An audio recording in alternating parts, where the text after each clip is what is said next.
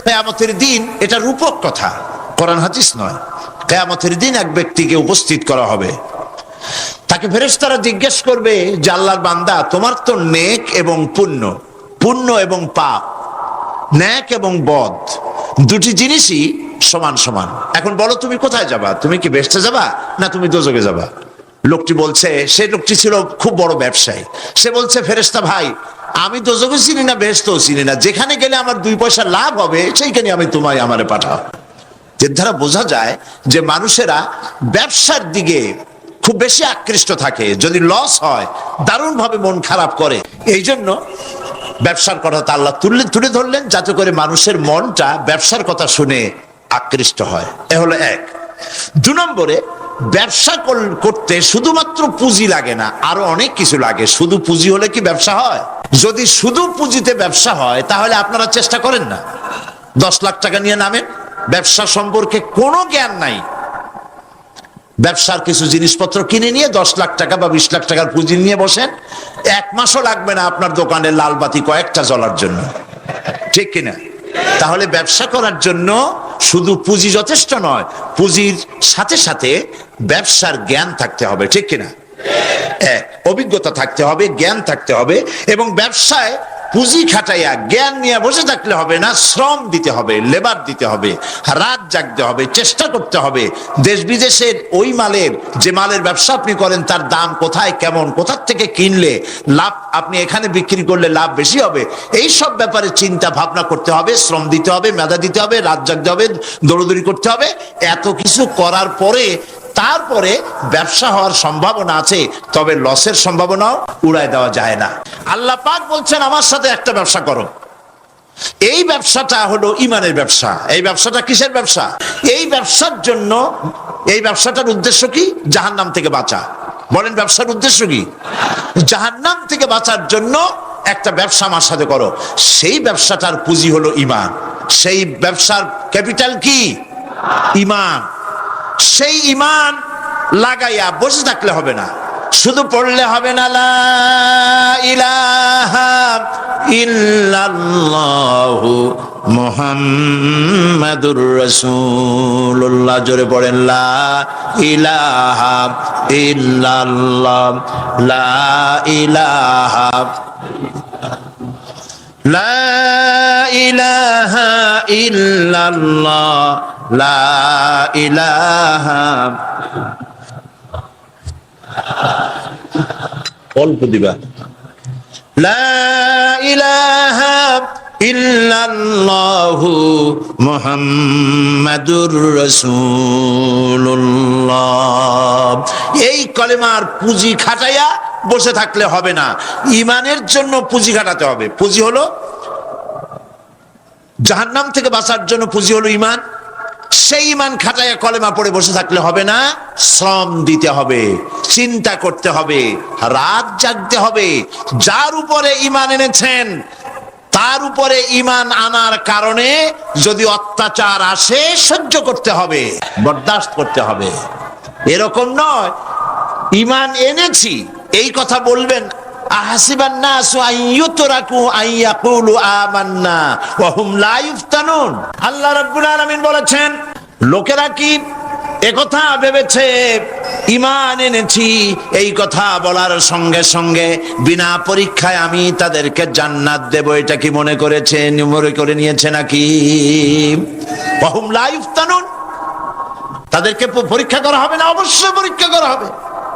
শুধু ঈমান এনেছে এই পুঁজি ঘাটালে হবে না, পরীক্ষা দিতে হবে, কষ্ট করতে হবে, মার খাইতে হবে, জেলে যেতে হবে, পরিশ্রম করতে হবে।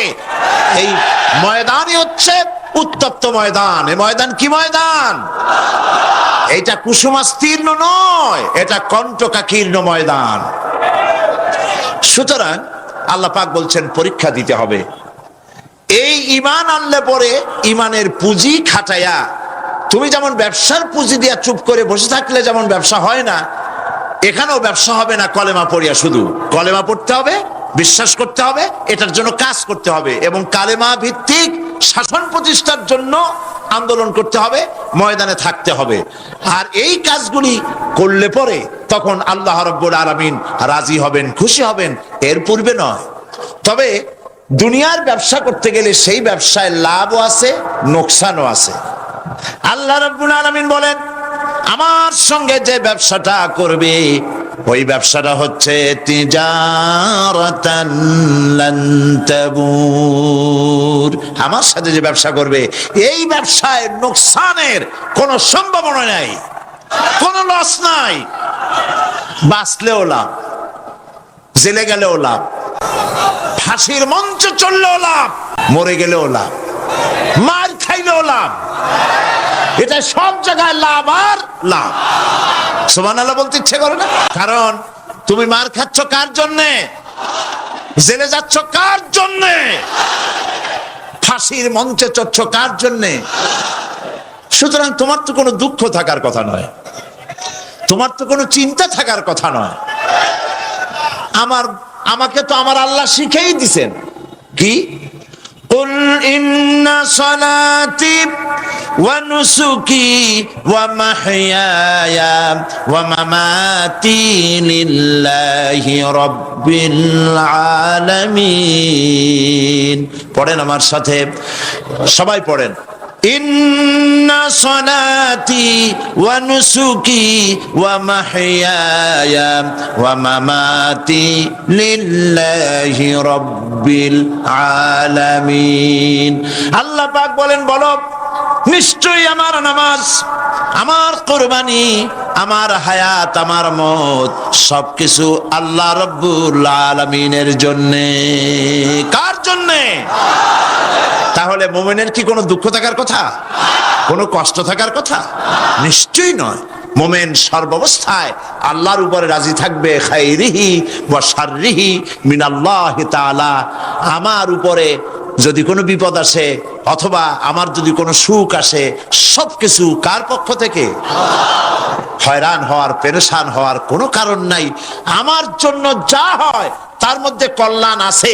আমি বুঝি না কল্যাণটা কত দূরে, তবে কল্যাণ হবেই হবেই ইনশাআল্লাহ। আল্লাহ পাক বলছেন, শোনো, আল্লাহর উপরে ঈমান আনতে হবে। তুমিনুনা বিল্লাহ। আমরা কি জাহান্নাম থেকে বাঁচতে চাই? তাহলে আল্লাহ পাক বলছেন আমার উপর ঈমান আনো। এখন আল্লাহর উপর ঈমান আনার জন্য 4টি শর্ত আছে। কয়টি শর্ত? মুখস্থ করেন। আল্লাহর উপর ঈমান আনার জন্য 4টি শর্ত। 1 নম্বরের শর্ত হচ্ছে আল্লাহ পাক আছেন, এটা বিশ্বাস করতে হবে। অনেক মুমিনও অনেক সময় প্রশ্ন করে বসে বিপদ দেখে, আল্লাহ কি আছে? এই চিন্তাই এই ধরনের পেরেশানি আর হতাশ হয়ে কথা বলতে পারে কেবলমাত্র যাদের ঈমান যত দুর্বল, বিপদে তারা তত বেশি হতাশ হয়। আর ঈমান যত সবল, সে জানে যে আল্লাহ পাকের ফয়সালার অতিরিক্ত কিচ্ছু হবে না। যা হবে সবটাই আমার আল্লাহর ফয়সালা। কার ফয়সালা?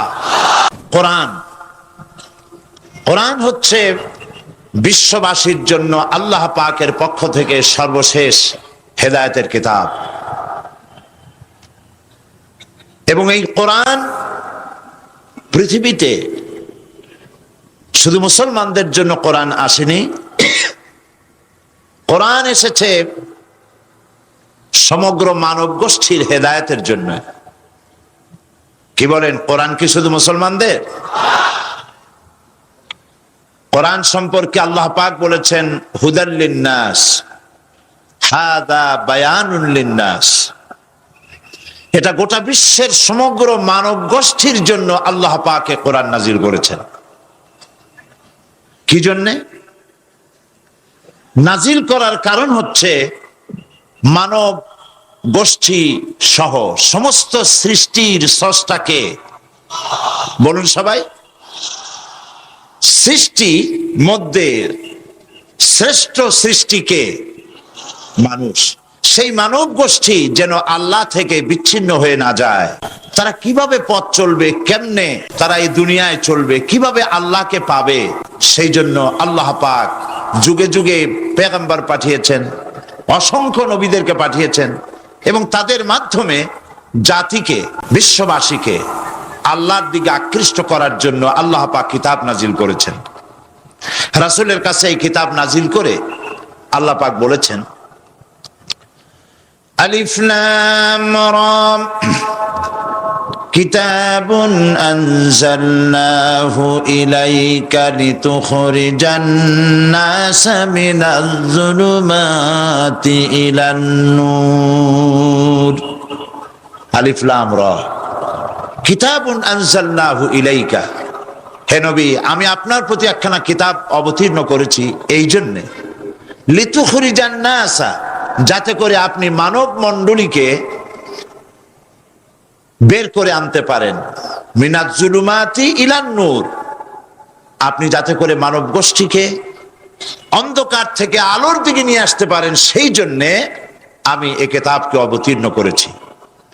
গোটা বিশ্ববাসী ছিল অন্ধকারের মধ্যে, আর আল্লাহ ইসলাম দিলেন, ইসলামের নাম, ইসলাম হচ্ছে আলো, আর একখানা কিতাব দিলেন, সেই কিতাবের নাম হচ্ছে কোরআন শরীফ। কিতাবখানার নাম কি? কোরআন শরীফ। আপনারা লক্ষ্য করুন,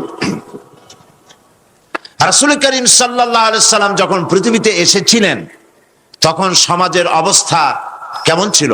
খারাপ ছিল না ভালো ছিল? ভালো ছিল না খারাপ ছিল? অত্যন্ত খারাপ ছিল।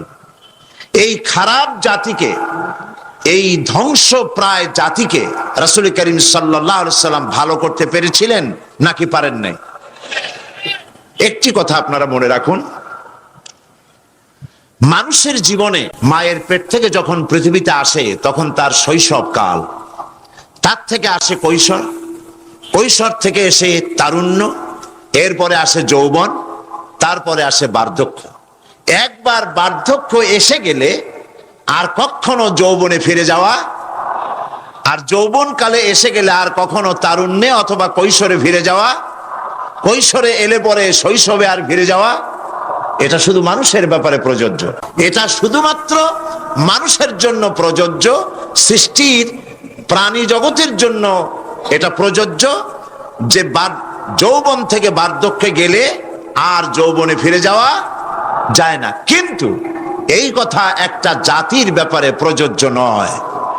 একটা জাতি যখন অনৈতিকতার, চরিত্রহীনতার, ধ্বংসের প্রান্ত সীমায় এসে দাঁড়ায়, তখন ওই মরণ উন্মুখ, বিস্ফোরণ উন্মুখ মরে যাওয়া জাতিকে আবার তার যৌবনে ফিরিয়ে দেওয়া যায়।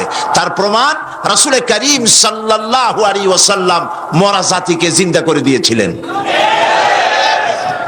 সেই আরবের মরা জাতি জেনা, ব্যভিচার, হত্যা, ধর্ষণ, মিথ্যা ইত্যাদিতে ভরপুর ছিল যে সমাজ, এই সমাজটাকে রাসূল করিম সাল্লাল্লাহু আলাইহি সাল্লাম অনৈতিকতার, চরিত্রহীনতায় ধ্বংসপ্রাপ্ত জাতিকে রাসূল করিম সাল্লাল্লাহু আলাইহি সাল্লাম বিশ্বের শ্রেষ্ঠ জাতিতে পরিণত করতে পেরেছিলেন নাকি পারেন নাই? কি দিয়ে পেরেছিলেন বলুন তো এবার? জোরে বলুন, কি দিয়ে? এই কোরআন দিয়েই একটি জাতির বিরাট পরিবর্তন আনয়ন করেছিলেন মুহাম্মদ রাসূলুল্লাহ সাল্লাল্লাহু আলাইহি ওয়াসাল্লাম। দেখুন, স্কুল, কলেজ, ইউনিভার্সিটি, মাদ্রাসাগুলিতে পরীক্ষা হয়, লেখাপড়া হয়, এবং প্রত্যেকটি ক্লাসে অনেকগুলি সাবজেক্ট থাকে, সিলেবাসের অনেক বই থাকে। এই অনেকগুলি বই, সাবজেক্ট ইত্যাদির উপরে পরীক্ষা দিয়ে আমরা কি পাই? প্রোডাকশন কি হয়? চরিত্রহীন, দুশ্চরিত্র, বেনামাজি, হত্যা, ধর্ষণ, চুরি, ডাকাতি ইত্যাদি বৃদ্ধিপ্রাপ্ত হচ্ছে সারা বিশ্বব্যাপী, ঠিক কিনা? এবার দৃশ্যের অপর পৃষ্ঠ দেখুন, রাসূল করিম সাল্লাল্লাহু আলাইহি ওয়াসাল্লামের কাছে একটা বিশ্ববিদ্যালয় ছিল। আজকে যেমন পৃথিবীতে অনেক বিশ্ববিদ্যালয় আছে, রাসূলের কাছেও একটা ইউনিভার্সিটি ছিল।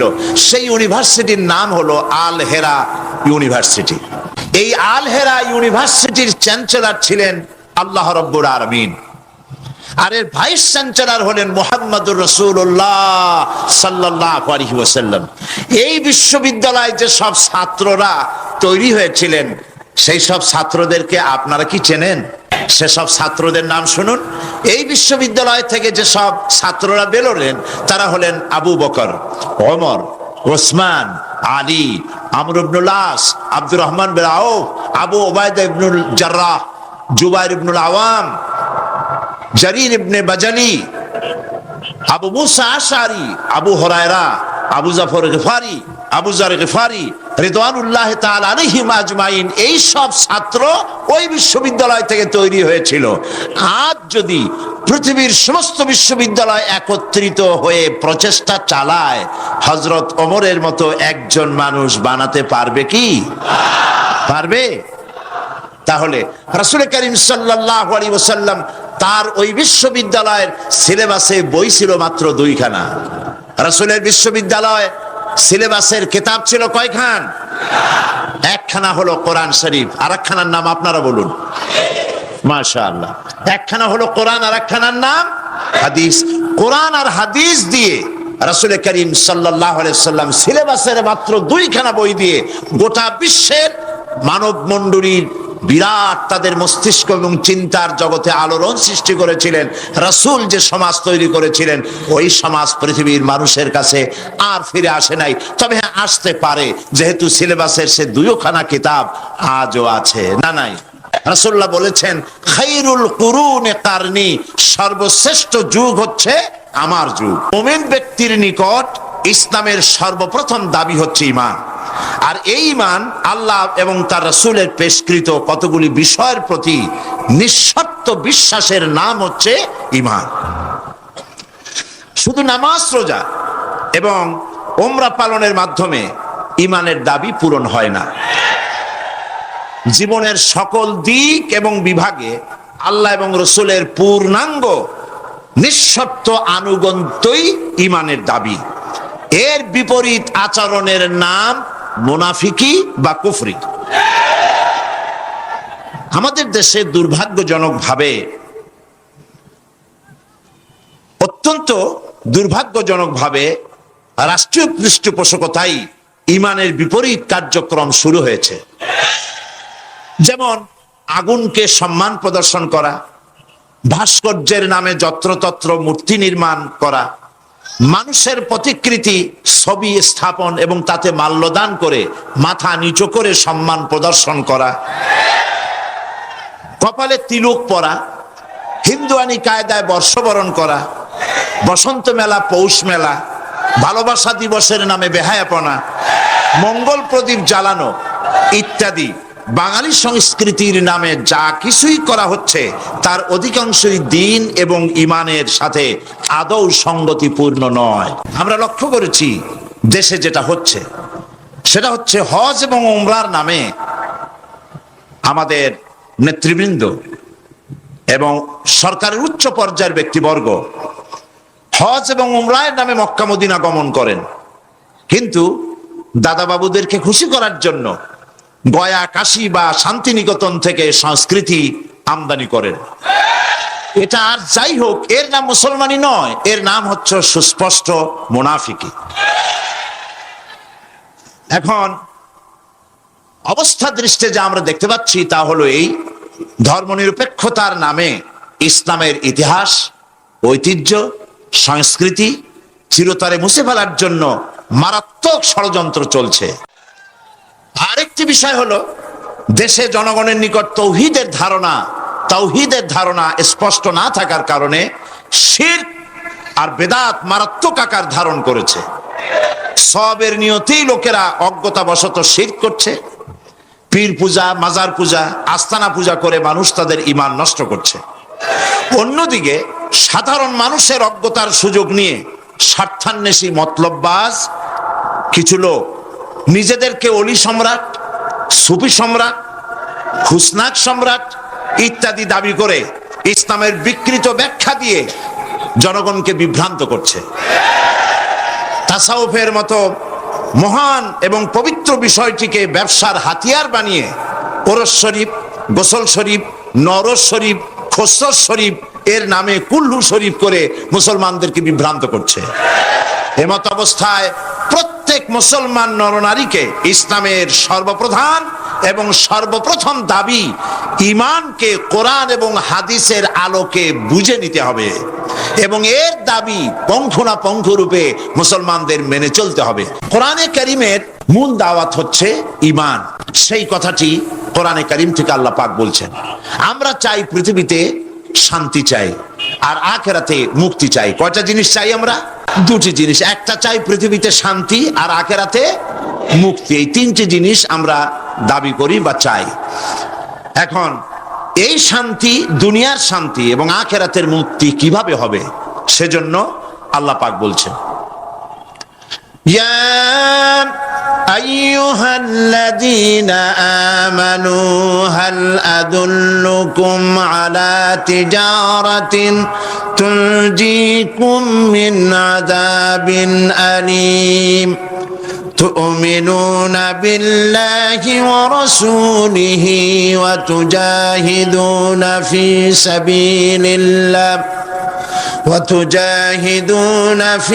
سبيل الله بأموالكم وأنفسكم ذلكم خير لكم إن كنتم تعلمون সাদাকাল্লাহুল আযীম। আল্লাহ পাক বলছেন সূরা আস-সাফ, হে বিশ্বাসীরা, তোমরা যারা ঈমান এনেছো শোনো, আমি কি তোমাদেরকে এমন একটা ব্যবসার কথা বলবো না যে ব্যবসায় তোমাদেরকে জাহান্নামের কঠিন পীড়াদায়ক শাস্তি থেকে রক্ষা করবে? এমন একটি ব্যবসার কথা আমি কি তোমাদেরকে বলবো না? তার মানে হচ্ছে অবশ্যই আমি তোমাদেরকে এরকম একটি ব্যবসার কথা বলবো। সুবহানাল্লাহ বলেন। কিভাবে চললে পরে জাহান্নাম থেকে মুক্তি পাওয়া যাবে সে কথাটি আল্লাহ পাক গোপন রাখেননি, ওপেন সিক্রেট। তিনি তো বান্দাদেরকে এজন্য সৃষ্টি করেন নাই যে বান্দাগুলি তিনি সব জাহান্নামে দিবেন। তিনি তৈরি করেছেন মানুষকে হেদায়েত যেন তারা পায়, সেই জন্য আল্লাহ পাক তাকে জ্ঞান দিয়েছেন, নবী দিয়েছেন, কিতাব দিয়েছেন। আল্লাহ পাক বলছেন আমি অবশ্যই এমন একটা ব্যবসার কথা তোমাদেরকে বলবো। সেই ব্যবসাটা কি? তুমিনুনা বিল্লাহি ওয়া রাসূলিহি ওয়া তুজাহিদুনা ফি সাবিলিল্লাহি বিআমওয়ালিকুম ওয়া আনফুসিকুম যালিকুম খায়রুল লাকুম ইন কুনতুম তা'লামুন। সেই ব্যবসাটা হচ্ছে, সেই ব্যবসার জন্য তিনটা পুঁজি লাগবে। কয়টা পুঁজি? একটা হচ্ছে ঈমান বিল্লাহ, আল্লাহর প্রতি ঈমান। আরেকটা হচ্ছে রাসূলের প্রতি ঈমান। আরেকটা হচ্ছে আল্লাহর রাস্তায় জিহাদ করা, মাল দিয়ে আর জান দিয়ে। এই তিনটি জিনিস ঈমান আনা ফরজ। আল্লাহর প্রতি ঈমান আনা কি? রাসূলের প্রতি ঈমান আনা কি? এবং আল্লাহ রাসূলের আইন প্রতিষ্ঠার জন্য জিহাদ করা কি? তিনটি জিনিসকে আল্লাহ পাক ফরজ করে দিয়েছেন। কে ফরজ করেছেন? ব্যবসার কথাটা আল্লাহ বললেন কেন? ব্যবসার কথাটা এই জন্য বলেছেন, এর মধ্যে দুটি কারণ আছে। একটা কারণ হলো এই যে মানুষেরা ব্যবসাটা বোঝে খুব ভালো, ব্যবসার দিকে মানুষের মনটা খুব আকৃষ্ট থাকে। অল্প কাজ করে যদি বেশি মুনাফা পাওয়া যায়, মিনিমাম লেবার ম্যাক্সিমাম প্রফিট, মানুষ দেখবেন লাফায় পড়বে সেই কাজের জন্য।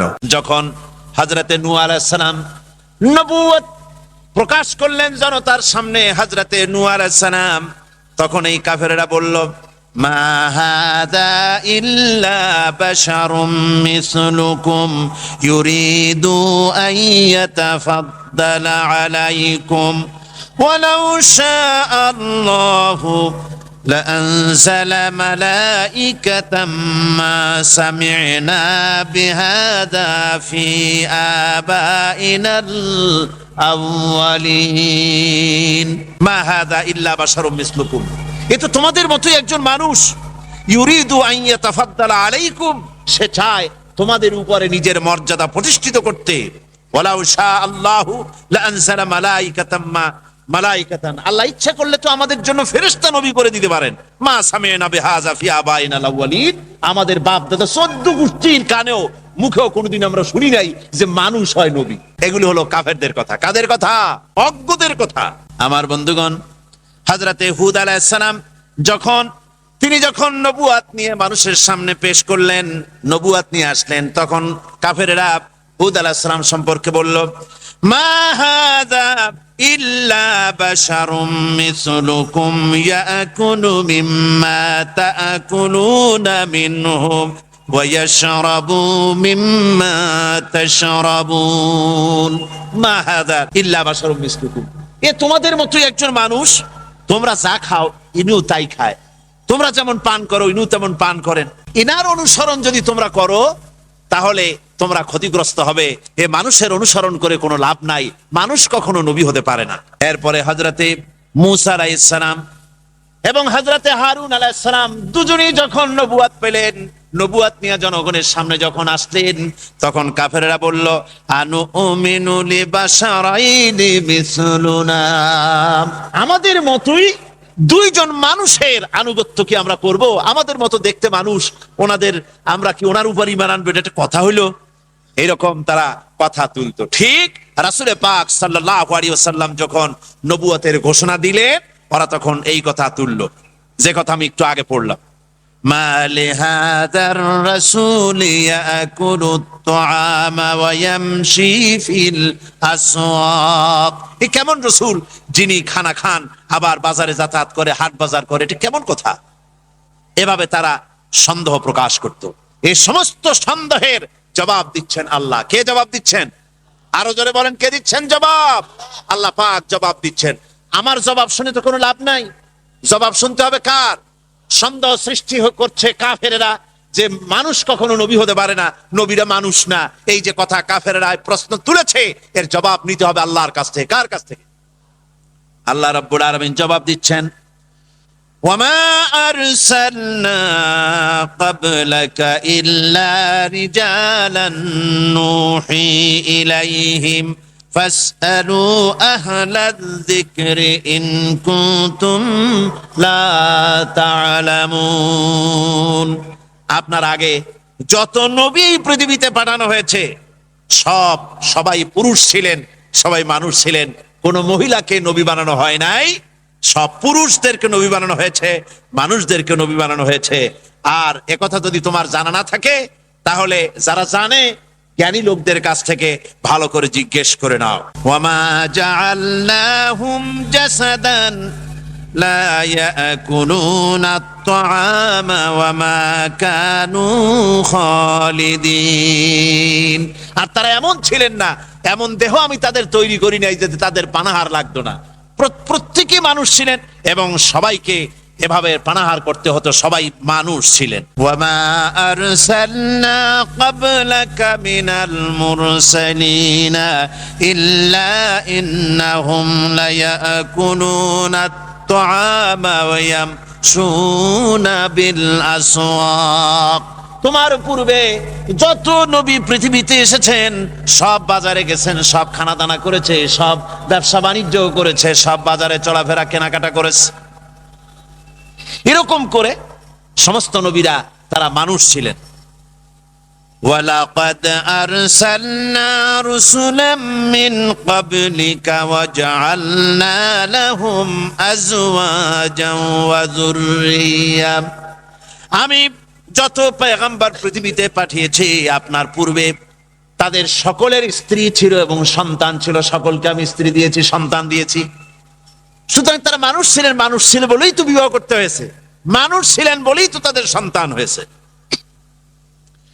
আল্লাহ পাক এবার হুজুরকে বলতেছেন, আপনার আমার নবী, কাকে বলতেছেন? বিশ্ব নবীকে। জোরে বলেন, কাকে বলতেছেন? বিশ্ব নবী মুহাম্মদ রাসূলুল্লাহ সাল্লাল্লাহু আলাইহি ওয়াসাল্লামকে আল্লাহ রাব্বুল আলামিন বলছেন, নবী আপনি বলেন, আপনার ব্যাপারে পরিষ্কার করে বলেন, কুল ইন্নামা আনা বাশারুম মিসলুকুম ইউহা ইলাইয়া আন্নামা ইলাহুকুম ইলাহু ওয়াহিদ। আপনি বলে দিন ইন্নামা, ইন্নামা আরবিতে আলেমরা ভালোই গেলেন, ইন্নামা হচ্ছে হাসর, হাসরের জন্য ইন্নামা আছে। আমি ইন্নামা আনা বাশারুম মিসলুকুম, আমি মানুষ ছাড়া আর কিছুই নই। ইন্নামা আনা বাশারুম মিসলুকুম, ও নবী আপনি বলুন আমি তোমাদের মতোই মানুষ। আনা বাশারুম মিসলুকুম ইউহা ইলাইয়া, আমার কাছে ওহী আসে। এখন আমাদের বন্ধুরা যারা তারা বলেন এই আয়াতের আমরা যখন ব্যাখ্যা প্রদান করি ওনারা তখন মানুষকে বিভ্রান্ত করেন এই কথা বলে যে কোরআনের তাফসিরে তারা বলতেছে মুহাম্মদ সাল্লাল্লাহু আলাইহি ওয়াসাল্লাম নাকি তিনি আমাদের মতো মানুষ, আমরা যেমন গুনাহ করি, আমরা যেমন মিথ্যা কথা কই, আমরা যেমন ওজনে কম দেই, হুজুর সাল্লাল্লাহু আলাইহি ওয়াসাল্লাম তিনিও আমাদের মতো মানুষ, এইরকম কাম করে। জোরে কোন নাউযুবিল্লাহ। আমাদের মতো মানুষ, তার অর্থ কি? আমরা যেমন গুনাহ করি, রাসূল কি সেরকম গুনাহ করেন? আমার বন্ধুগণ, রাসূল গুনাহ করতে পারেন না, আল্লাহর নবী মিথ্যে বলতে পারেন না, গুনাহ করতে পারেন না। যে কোনো বুজুর্গ, যে কোনো আলেম, যে কোনো মুফাসসির, যে কোনো ব্যক্তি শয়তান ওয়াসওয়াসা দিয়া যখন তখন তাকে পথভ্রষ্ট করে দিতে পারে, কিন্তু আল্লাহর নবীর কাছে শয়তানের কোনো প্রবেশের অধিকার নাই। জোরে বলেন সুবহানাল্লাহ। তিনি মাসুম, বেগুনাহ, তার কোনো ভুল নাই, তার কোনো গুনাহ নাই। জোরে কোন সুবহানাল্লাহ ওয়া বিহামদি। আমাদের মতো মানুষ, তার মানে কি? ব্যাখ্যাটা ভালো করে শুনে যান। আমাদের মতো মানুষ, তার অর্থ হলো আমরা যেমন মায়ের পেট থেকে এসেছি, একটা নারী আর একটা পুরুষের বিশেষ এক প্রক্রিয়ার মাধ্যমে মায়ের গর্ভে আমরা যেমন ছিলাম, হুজুর সাল্লাল্লাহু আলাইহি ওয়াসাল্লাম তেমন আব্দুল্লাহ এবং আমেনার এই স্বামী স্ত্রীর মাধ্যমে মা আমেনার পেটে হযরত রাসূল এসেছেন, কোনো ব্যতিক্রম হয় নাই। আমরা যেমন মায়ের পেট থেকে দুনিয়ায় যেভাবে এসেছি, হুজুরও মায়ের পেট থেকে সেইভাবে দুনিয়া এসেছেন। আমাদের যেমন চোখ আছে, নাক আছে, মুখ আছে, হাত পা আছে, হুজুরের এগুলি সব ছিল।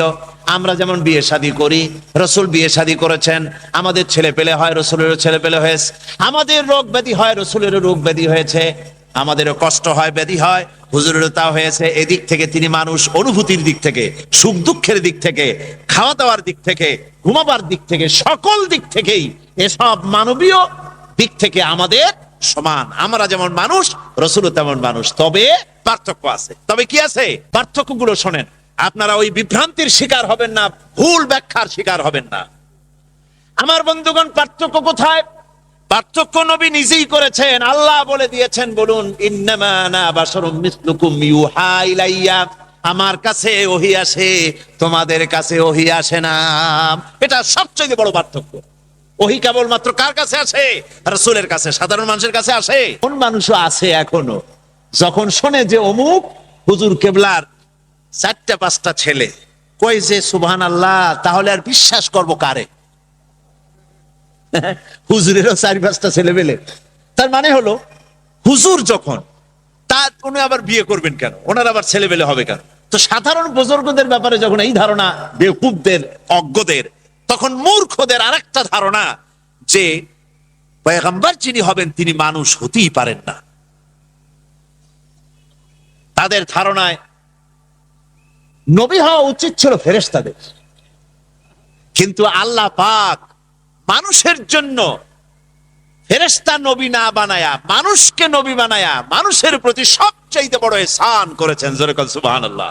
মানুষের নবী যদি, মানুষের জন্য পয়গম্বর যদি হতেন ফেরেশতারা, তাহলে অসুবিধা কি হতো? অসুবিধা এই হতো, ফেরেশতারা পুরুষও না, ফেরেশতারা নারীও না। ফেরেশতাদের জমি নাই, বাড়ি নাই, গাড়ি নাই, মিল নাই, কলকারখানা নাই।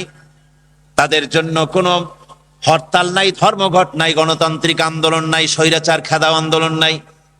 আছে নাকি ফেরেশতাদের? সব এইসব কিছুই নাই। কাজী মানুষের নবী হবে ফেরেশতা। মানুষে বিয়ে করে, বউর সাথে ঝগড়া বাঁধে।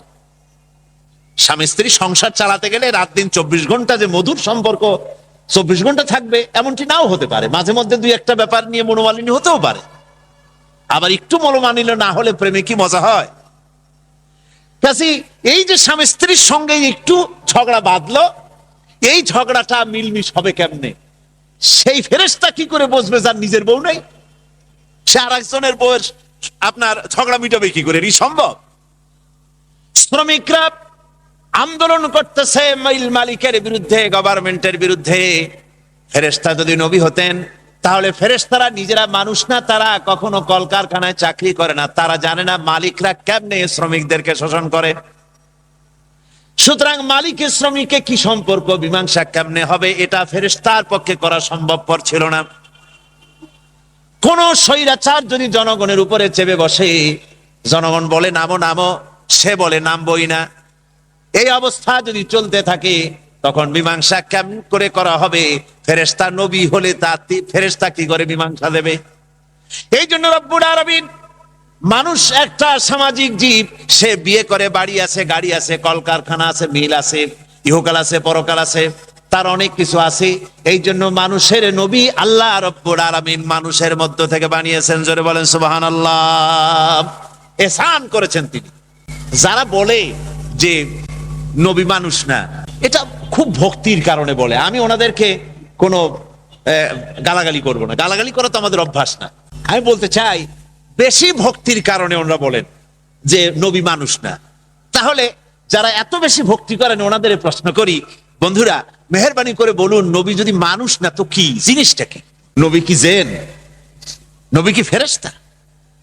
তো ফেরেশতা অথবা জেন কিছু যদি বানান তা কি মানুষের চাইতে বেশি মর্যাদা? বলেন, জেনের মর্যাদা কি মানুষের চাইতে বেশি? ফেরেশতার মর্যাদা কি মানুষের চাইতে বেশি? কখনোই নয়। বরং হাদিস খুলে দেখেন, মিশকাত শরীফের হাদিসের দিকে কিতাবুল ইলমে দেখেন, আল্লাহর নবী বলেছেন, আলিমরা যখন তালিবে ইলম, আলিমরা যখন তালিবে ইলম যখন রাস্তা দিয়ে হেঁটে যায়, আল্লাহ নূরের তৈরি ফেরেশতারা বলেন, নূর দিয়ে তৈরি করা ফেরেশতাগুলি তারা বলতে থাকে, আল্লাহর বান্দা তুমি আল্লাহর কাছে এত প্রিয়, আল্লাহর ইলম অর্জন করতে তুমি যেতেছো, তুমি আলিম, তুমি তালিবে ইলম, তুমি মাটির উপরে হেঁটো না, আমার পর বিছিয়ে দিতেছি, আমার পরের উপর থেকে হেঁটে যাও। তাহলে মর্যাদা কার হলো, ফেরেশতার না মানুষের? আল্লাহ রাব্বুল আলামিন বলছেন, ওয়ালাকাদ কাররামনা বানি আদম, আদম সন্তানকে আমি সবচাইতে বেশি সম্মান দিয়েছি, মর্যাদা সম্পন্ন করেছি।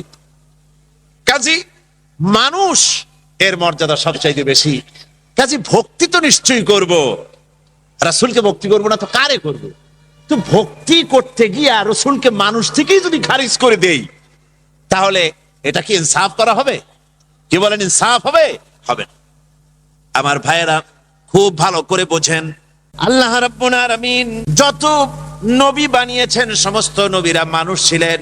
আর কাফেরদের দৃষ্টিতে ছিল মানুষ যদি নবী হয় তাহলে তা হতে পারে না, ফেরেশতার নবী হওয়া উচিত।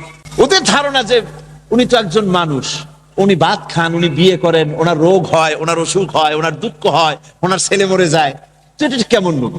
যখনই কোন নবী এসেছে পৃথিবীতে ঠিক তখনই এই ধরনের ছুতো ধরে বিরোধিতা করেছে কাফেররা।